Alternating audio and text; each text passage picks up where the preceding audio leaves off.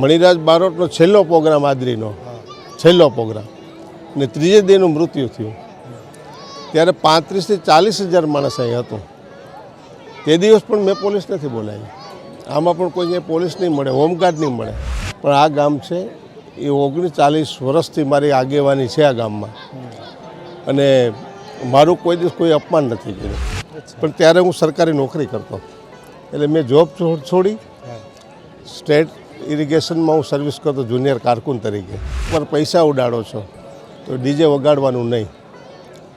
આ બધી વસ્તુ 1987માં બંધ કરેલી છે ને અત્યારે અમલવારી ચાલુ છે. ગાંધીનગરમાં કોઈ ત્યાં જઈને સીએમની ઓફિસ ગયો તો આદરીને ઓળખતા હોય. 1985માં સરપંચ થયો ને તે હજી સરપંચ તરીકે મારો પરિવાર ચાલુ છે. 40મું વર્ષ ચાલે છે.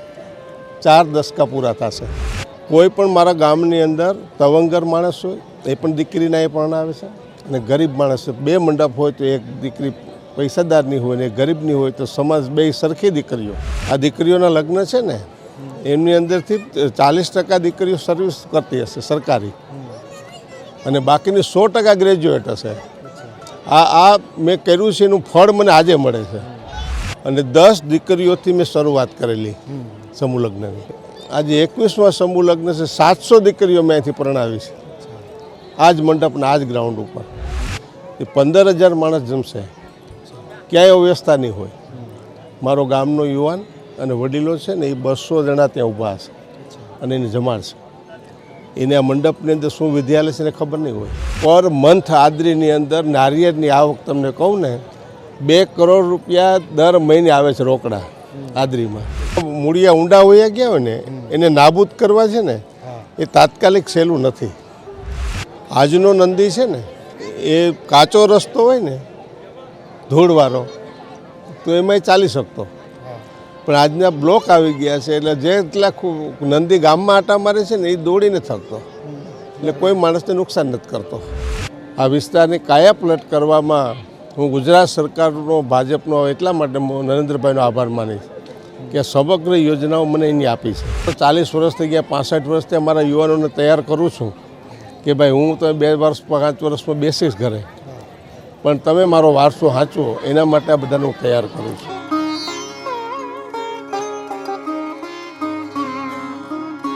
પ્રૌઢ સિંધુ પરે જુગતી પશ્ચિમે મધ્યમાં એશિયાની અટારી. હિન્દ દેવી તણી કમર પર ચમકતી અને દ્રઢ કસી તીક્ષ જાણે કટારી. પહાડ ઉન્નત મુખે કીર્તિ ઉચ્ચારતી અને ગર્જતી જલનિધિ ગાન ઝરણી. હે ભારતી ભૌમની વંદુ તને યાવડી ધન્ય છે ધન્ય ગુજરાત ધરણી. મિત્રો, ભારતીય પ્રાચીન પરંપરાથી આમ તો સમૂહ લગ્ન ઉત્સવનું મહત્ત્વ આંકવામાં આવેલું છે, પરંતુ સમયાંતરે જેમ સમય પસાર થતો જાય તે મુજબ એમાં અનેક પરિવર્તનો આવ્યા, અનેક સુધારા વધારા પણ થયા. પરંતુ વાત કરવા જો નવા સમય પ્રમાણે સમયનો વ્યય ન થાય, પૈસાનો વ્યય ન થાય અને એક તાંતણી આખો સમાજ એક તાંતણી બંધાય અને યોગ્ય એક સાથે મળી ભૂદેવોની હાજરીમાં, સાધુ સંતોની હાજરીમાં આ લગ્ન ઉત્સવ ઉજવાય એવું આધુનિક યુગમાં અનિવાર્ય થઈ ગયું છે. ત્યારે મિત્રો, આજે અમે આવેલા છે ગીર સોમનાથના આદરી ગામે. 21મો સમૂહ લગ્ન ઉત્સવ કાર્યક્રમ છે. આમ તો આદરી ગામનું નામ આપ્યા પછી આ જગતને કોઈ પરિચયની વધારે જરૂર હોય એવું મને નથી લાગતું. અને એવું એક ગામ કે જેમાંથી એ સામાજિક સમૂહ લગ્નની બાબત હોય, એ ગૌશાળાના લાભાર્થે થતા એ લોક ડાયરા, એ સાંસ્કૃતિક કાર્યક્રમોની બાબત હોય, તો મિત્રો આ ગામે એવું ઘણું આપણને આપેલું છે કે જેમાંથી અનેક ગામે પ્રેરણા લઈ આવા અનેક કાર્યક્રમો આદરી પૂરતું મિત્રો સીમિત નહીં, પરંતુ આજુબાજુના વિસ્તારમાં એ સામાજિક ધાર્મિક કાર્યક્રમો હોય કે શૈક્ષણિક બાબત હોય, 3.5 દાયકાથી જેમનો સતત આ ક્ષેત્રમાં ફાળો રહ્યો છે, આ ક્ષેત્રમાં સેવા રહી છે, એવા રાશિભાઈ જોટવા આજના કાર્યક્રમમાં મિત્રો આપણી સાથે પધારેલા છે. રાશિભાઈ, ખૂબ ખૂબ સ્વાગત છે. નમસ્કાર ભાઈ.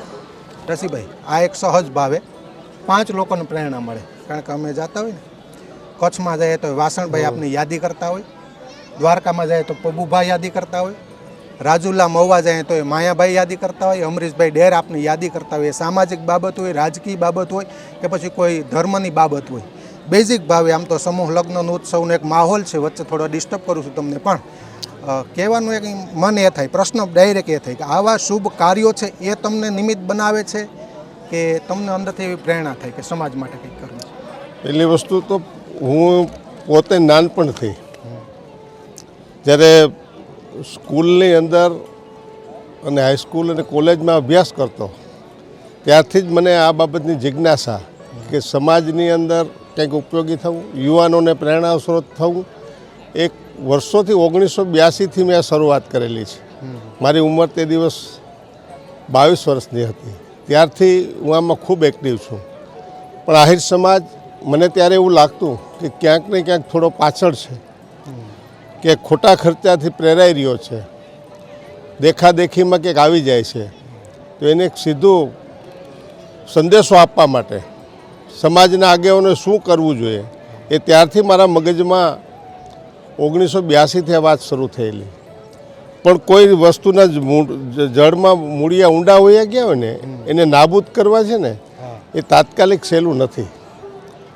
પરંતુ જોગાનું જોગ હું ગ્રેજ્યુએટ થયો અને 84માં અને 85માં ગામની સરપંચની ચૂંટણી આવી અને મારા યુવાનોએ મને કીધેલું કે ભાઈ આપ સરપંચ બનો. પણ ત્યારે હું સરકારી નોકરી કરતો એટલે મેં જોબ છોડી સ્ટેટ ઇરિગેશનમાં હું સર્વિસ કરતો જુનિયર કારકુન તરીકે. અને એ સર્વિસ 9 મહિના કરી છોડી અને સમાજ સેવાના કાર્યમાં 1985થી હું જોડાણો. ત્યાર પછી 2 વર્ષ સુધી ગામની અંદર વડીલો સાથે સંવાદ કર્યો, યુવાનો સાથે રોજ મળવાનું કર્યું અને એમાંથી મને એવું લાગ્યું કે હવે કંઈક કરવું જોઈએ. ત્યારે 1987માં મારા યુવાનો અને વડીલોની પ્રેરણાથી આદરી ગામની અંદર, જોકે આદરીનું તમે કીધું એમ કે ઓળખાણ આપવાની જરૂર નથી. આદરી ગાંધીનગરમાં કોઈ ત્યાં જઈને સીએમની ઓફિસ ગયો તો આદરીને ઓળખતા હોય. એ ઓળખ ઊભી કરવાના ઘણા કારણો છે અને ખૂબ કષ્ટ પડ્યું છે ત્યારે ત્યાં પહોંચ્યા છે. બેઝિક વાત કરી રાશિભાઈ, ખૂબ આનંદ આવ્યો. આ એક મથાળો હતો આપણે કહે ને. પણ હવે રાશિભાઈ, આધ્યાત્મિક પરંપરામાં 12 વર્ષનો એક યોગ ગણાય છે.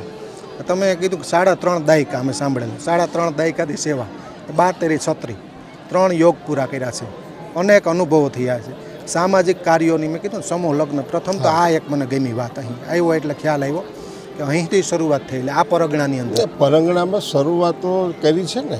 હા, એના મને વિચારો એટલા માટે આવ્યા હતા કે આ 1985માં સરપંચ થયો ને તે હજી સરપંચ તરીકે મારો પરિવાર ચાલુ છે. 40મું વર્ષ ચાલે છે. 4 દશકા પૂરા થશે. 4 દશકા પૂરા થશે અહીંયા.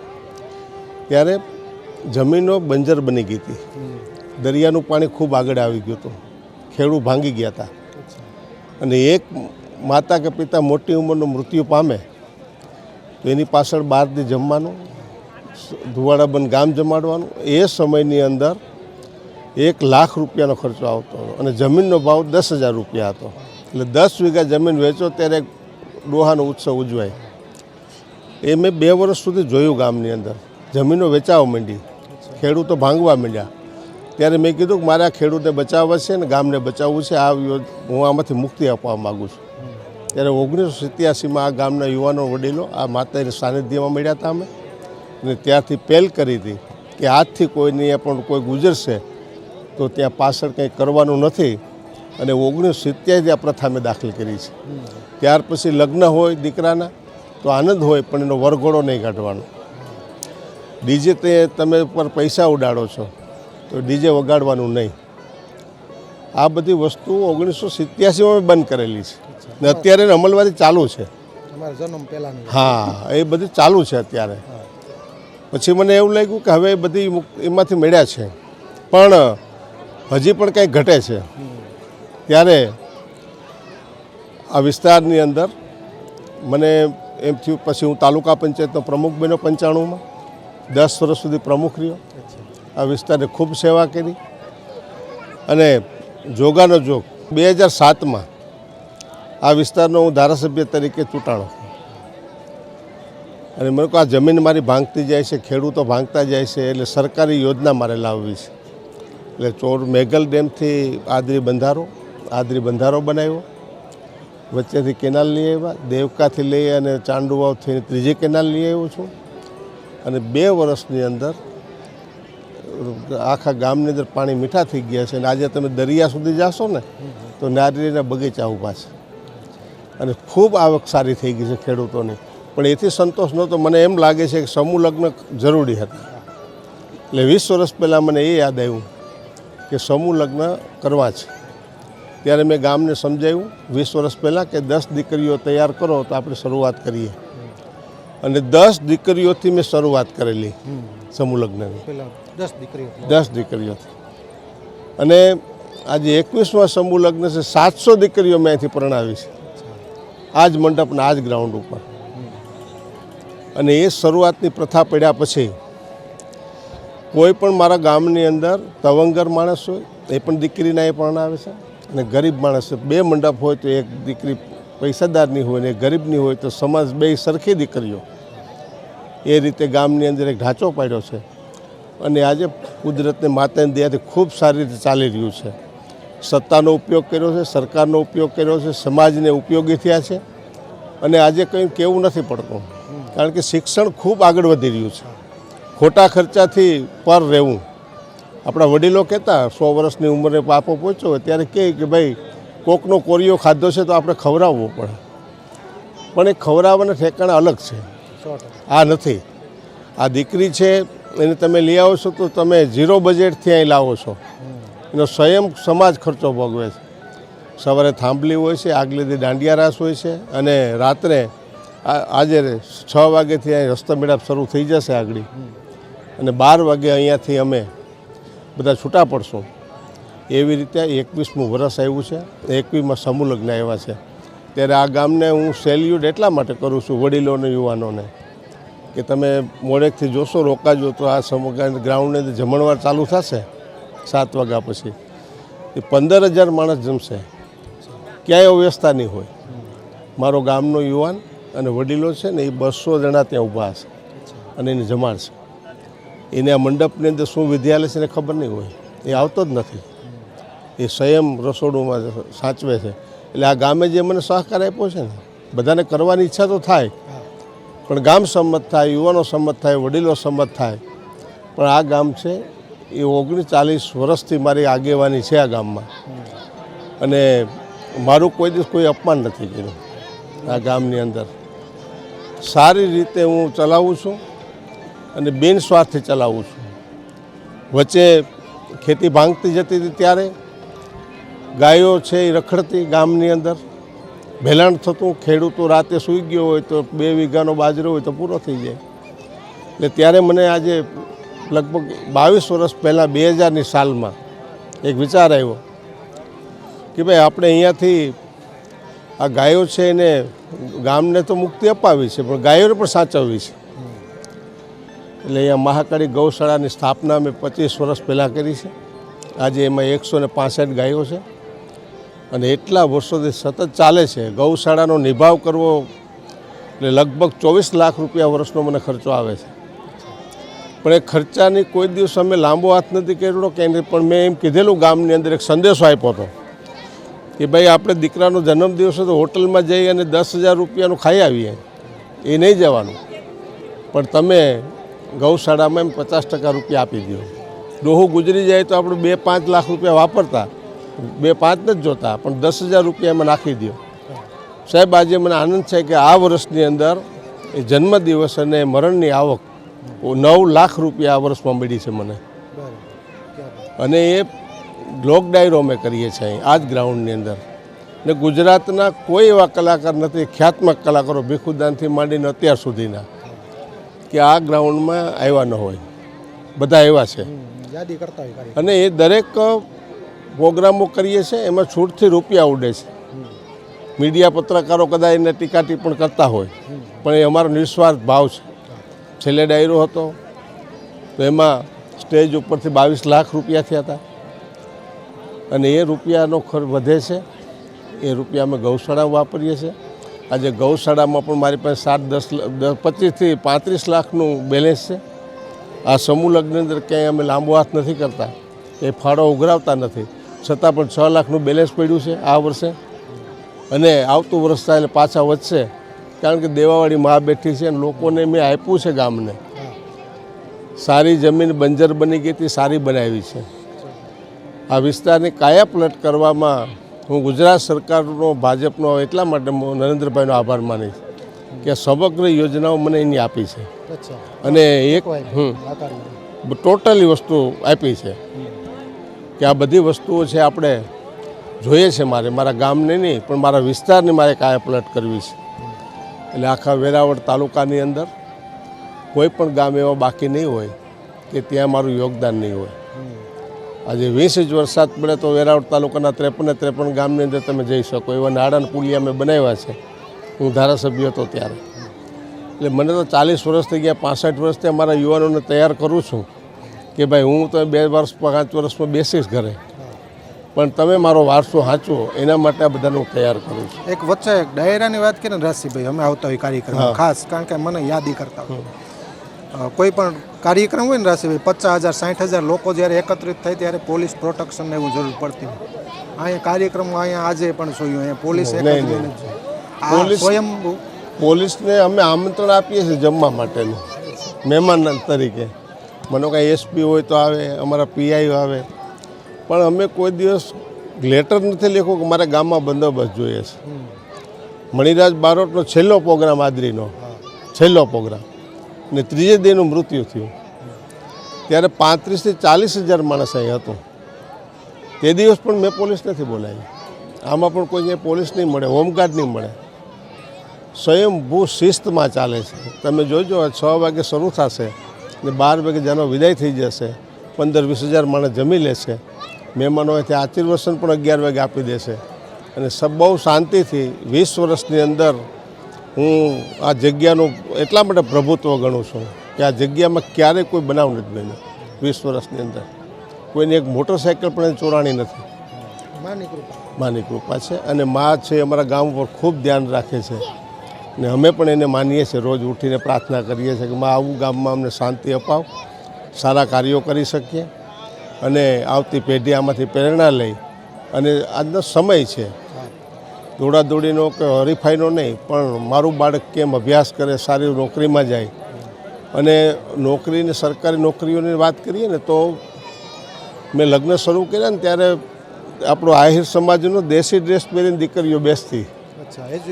એજ્યુકેટેડ નથી તે દિવસ, પણ અત્યારે આ દીકરીઓના લગ્ન છે ને એમની અંદરથી 40% દીકરીઓ સર્વિસ કરતી હશે સરકારી, અને બાકીની 100% ગ્રેજ્યુએટ હશે.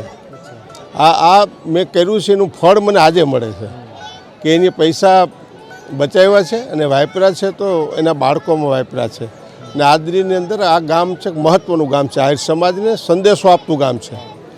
અને આજુબાજુના સૂત્રાપાડા, વેરાવળ, માળિયા તાલુકાના આહિર ગામો છે એ બધાને અહીંયાથી ગૌશાળા શરૂ કરવાનું પણ કાર્ય અહીંયાથી મળ્યું છે. સમૂહ લગ્નનું પણ મળ્યું છે. બિનહરીફ ચૂંટણી કરવી હોય તો આદરીમાં આવવું પડે. એના માટેના બધા પ્રયત્નો કર્યા છે. ત્યારે મેં વ્યક્તિગત કંઈ કર્યું નથી, પણ મારા ગામના સહકારથી માતાજીની કાયમી મારા પર કૃપા રહી છે. અને મારી 65મી વર્ષની ઉંમર થઈ છે. 40 વર્ષથી હું કાર્યરત છું. 25 વર્ષનો ત્યારથી સરપંચ છું. એટલે મને ખૂબ માતાજી આપ્યું છે અને બળ પણ આપ્યું છે, ખૂબ આપ્યું છે. ત્યારે આવા કાર્યો ખૂબ આગળ વધે અને દીકરા દીકરીઓ ભણે, સારી નોકરીએ જાય. કારણ કે ખેતી છે ટુકડા થતી જવાની, ભાઈઓ ભાગ પડવાના. ત્યારે આપણી પાસે આજીવિકાનું સાધન નહીં રહે. પણ હવેથી આ 2 દીકરા હોય તો 2 નોકરી કરતા હોય. ખેતી છે મા બાપને પ્રોત્સાહન મળે એટલા પૂરતું એને મળે. અને આજે આદરી ગામની અંદર આ ગામમાંથી વેરાવળ તાલુકા, તાલાળા તાલુકા અને માળિયા તાલુકામાં 33 ગામ એવા છે કે એમાં આદરીનો આહિર સમાજનો ખેડૂત ખાતેદાર છે 33 ગામમાં. અને આહિર સમાજ આદરીની બહાર જગ્યા કેટલી છે ખબર છે? 7,500 વીઘા એની પાસે કાયદેસરની જમીન, અને 3,500 વીઘા આદરી ગામમાં છે. એટલે 11,000 વીઘા જમીન આદરી આહિર સમાજ પાસે આજે પણ છે. અને પર મંથ આદરીની અંદર નારિયેળની આવક તમને કહું ને તો તમને લાગશે 2 કરોડ રૂપિયા દર મહિને આવે છે રોકડા આદરીમાં. દર મહિને ફક્ત નારિયેળની આવક. પાછીનું મગફળી આ તે બધું અલગ, પણ મારો ખેડૂત ખૂબ સમૃદ્ધ થયો છે. અને એટલે જ હું આ રૂડા કાર્યો કરી રહ્યો છું. મને એમાં ખૂબ ઉદાર હાથે ફાળો આપે છે બધા. પણ નસીબદાર અમે એ છે કે જે જગ્યાએ ઊભા છે એ મહાકાળીનું સીધું સાનિધ્ય છે. અને દધીચ ઋષિ કે જેમણે વર્ષો પહેલાં જે તપ કરવા માટે જગ્યા પસંદ કરી હતી, કદાચ આપણને શાસ્ત્રોમાં મહાભારતની અંદર પુરાણોમાં ઉલ્લેખ છે એનો, કે એ સમયની અંદર એક વસ્ત્રાસુરનો રાક્ષસનો ઉપદ્રવ વધ્યો હતો. ત્યારે દધીચી ઋષિ આદ્રીને દરિયે તપ કરતા હતા અને ત્યાંથી જંગલોમાં ફરતા ફરતા એને આદ્રીનો દરિયો પસંદ કર્યો. ને અમે તો સદનસીબ છે કે અમારો અહીંયા જન્મ થયો છે. ત્યારે અહીંયા સામે મંદિર દેખાય છે ને, એ ખાલી મંદિર નથી, એ શક્તિ છે, મા છે, અને અસંખ્ય દેવો ત્યાં છે. અને દધીચી ઋષિની મૂર્તિની પ્રાણ પ્રતિષ્ઠા પણ અમે ત્યાં કરેલી છે. એ વખતની અંદર કોઈએ કીધેલું, બ્રહ્મા વિષ્ણુ મહેશ પણ એમ બોલ્યા હતા કે આ વસ્ત્રાસુર માણસ રાક્ષસી થઈ ગયો છે, માણસને મારે છે, અને એને મારવા માટે કોઈ એની પાસે ઉપાય નહોતો.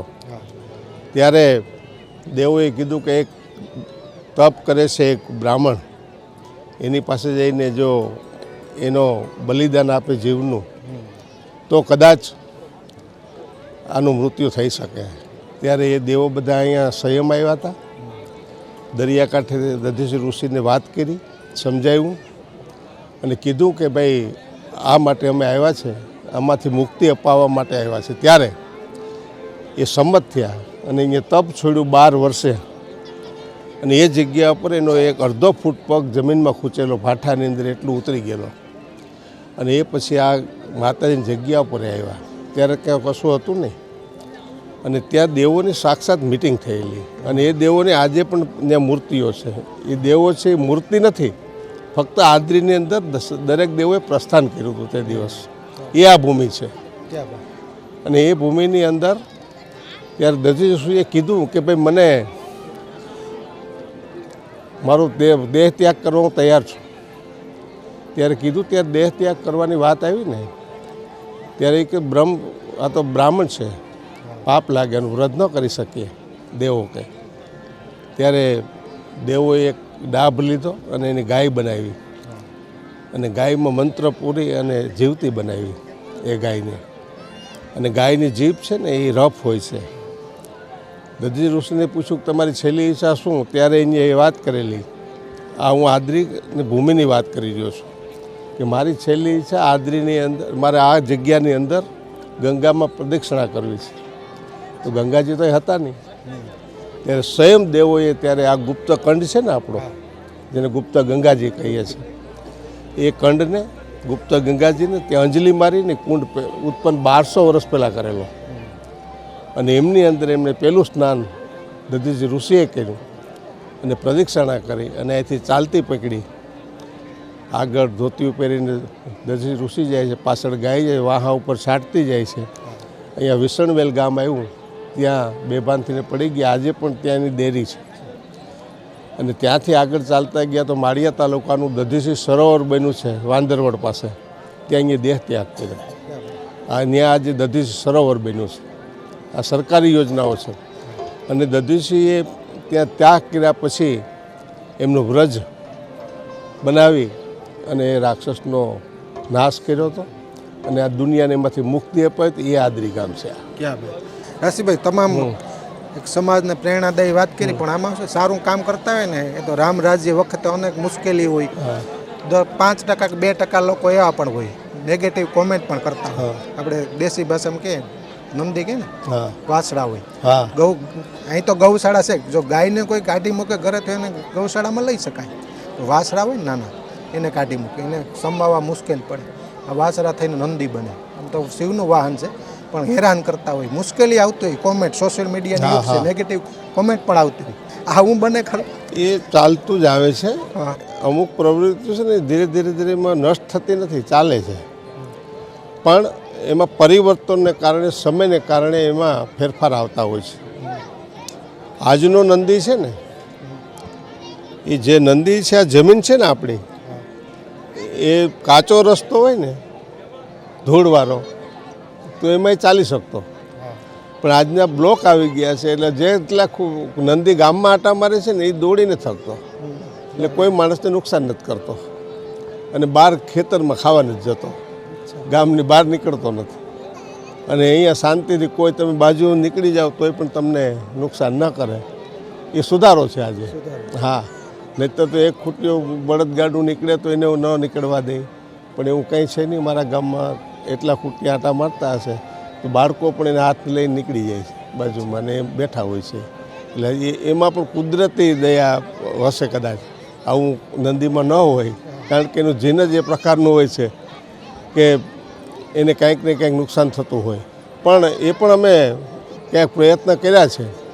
પણ બીજું એક કારણ એમાં છે કે અમે એવા તો બળદ કરવા માટેના પ્રયત્ન ખેડૂતને સમજાવીએ છીએ કે આપણે ઘરે એક બળદની જોડી રાખો, મોટા ભાગે સારો બળદ થાય.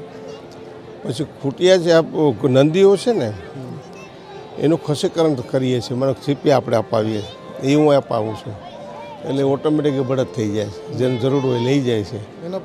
એનો સદુપયોગ થાય ને ખેતીમાં ઉપયોગ કરીએ છીએ. હા, પણ રાશિભાઈ ખૂબ આનંદ આવ્યો. આ એક સદભાગ્ય મળ્યું આજે અમને. સમયાંતરે સમાજ માટેના હિતની વાત હોય, ધર્મ માટે સાંસ્કૃતિક બાબત હોય, આવા જે કાર્યક્રમો થતા હોય કે જેમાંથી પ્રેરણા મળે, ભવિષ્યમાં પણ આવા કાર્યક્રમોમાં આપને મળતા રહેશું અને સંવાદ કરતા રહેશું.